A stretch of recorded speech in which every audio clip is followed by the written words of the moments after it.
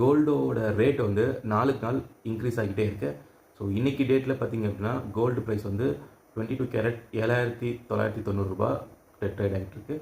And 24 carrot வந்து 8,700 கிட்ட trade ஆகிட்டுருக்கு. இந்த ப்ரைஸ் இப்படியே போயிட்டு இருந்துச்சுன்னா ஒரு கிராம் 24 கேரட் கோல்டு ப்ரைஸ் வந்து 10,000 கூட ரீச் ஆகிறதுக்கு வாய்ப்பு நிறையவே இருக்குது. இது நம்மள மாதிரி நார்மல் பீப்புளை அஃபெக்ட் பண்ணுமா அப்படின்னு கேட்டால் எஸ், கண்டிப்பாக அஃபெக்ட் பண்ணும். ஒரு காமன் மேன் 8,000 ஸ்பெண்ட் பண்ணி ஒரு கிராம் வாங்குவாங்க அப்படின்னு பார்த்தீங்கன்னா அதுக்கு 2 to 3 months ஆஃப் சேவிங்ஸ் அவங்களுக்கு தேவைப்படுது. ஸோ இந்த மாதிரி சுச்சுவேஷனில் நம்ம எஸ்ஐபி மூலிமா கோல்டை வாங்க முடியுமா அப்படின்னு பார்த்தோம்னா எஸ், கண்டிப்பாக இடிஎஃப்பை நம்ம வந்து கோல்டு பீஸா அக்யூமுலேட் பண்ணலாம் எஸ்ஐபி மூலிமா. இது ஒரு வகையான கோல்டு சேவிங்ஸ் மெத்தட். பட் இந்த கோல்டை எவ்வளோ நாள் நம்ம அக்யூமுலேட் பண்ண முடியும்?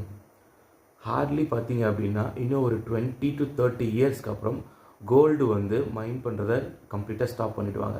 ஏன்னா இது ஒரு ரா மெட்டீரியலுங்கிறதுனால இப்போதைக்கு யூஎஸ்லேருந்து கோல்டு எடுத்துகிட்டு இருக்காங்க. பட் 20-30 இயர்ஸ்க்கு அப்புறம் இது கம்ப்ளீட்டாக காலி ஆகிடும்.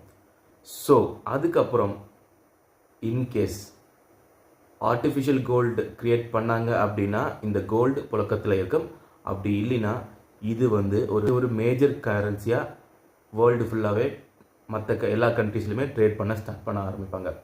ஸோ அந்த சுச்சுவேஷனில் வரும்போது உங்கள்கிட்ட கோல்டு இல்லை அப்படின்னா அது வந்து ரொம்ப ரொம்ப கஷ்டமாக இருக்கும். ஸோ முடிஞ்ச அளவுக்கு காயினாவோ இல்லை இடிஎஃபாவோ நீங்கள் வந்து கோல்டை சேமிக்க ஆரம்பிங்க. அண்ட் 20 years to 30 years அப்படின்னு இருக்கும்போது டெஃபினட்டாக வந்து ஒரு பல்க் அமௌண்ட் ஆஃப் கோல்டு உங்களால் சேவ் பண்ண முடியும். WGC அதாவது வேர்ல்டு கோல்டு கவுன்சில் என்ன சொல்லியிருக்காங்க அப்படின்னா லாஸ்ட் இயரில் பார்த்தீங்கன்னா 1000 டன்னுக்கு மேலே கோல்டு அக்யூமுலேட் பண்ணியிருக்காங்க இந்தியாவில் அப்படின்னு சொல்லியிருக்காங்க. இந்த வருஷம் ஒரு 700 to 800 tons ஆஃப் கோல்ட்ஸ் நம்ம வந்து அக்யூமுலேட் பண்ணுவோம் அப்படின்னு ஒரு எஸ்டிமேஷன் கொடுத்துருக்காங்க. பட் ஓவராலாக பார்த்தீங்க அப்படின்னா வேர்ல்டு ஃபுல்லாகவே வந்து ஆல்மோஸ்ட் 2.5 லட்சம் tons வந்து அக்யூமுலேட் பண்ண வாய்ப்பு இருக்குது அப்படிங்கிற மாதிரி ஒரு ரஃப் எஸ்டிமேஷன் கொடுத்துருக்காங்க. நீங்கள் லாஸ்ட் இயர் பார்த்தீங்க அப்படின்னா ஆல்ரெடி சைனா அண்ட் மற்ற கண்ட்ரீஸ்லேயும் வந்து கோல்டு அக்யூமுலேட் பண்ணியிருக்காங்க. ஸோ கோல்டுக்கு டிமாண்ட் இன்னும் அதிகமாக தான் ஆகிட்டுருக்கு. ஸோ முடிஞ்ச அளவுக்கு கோல்டு அக்யூமுலேட் பண்ண ஆரம்பிங்க.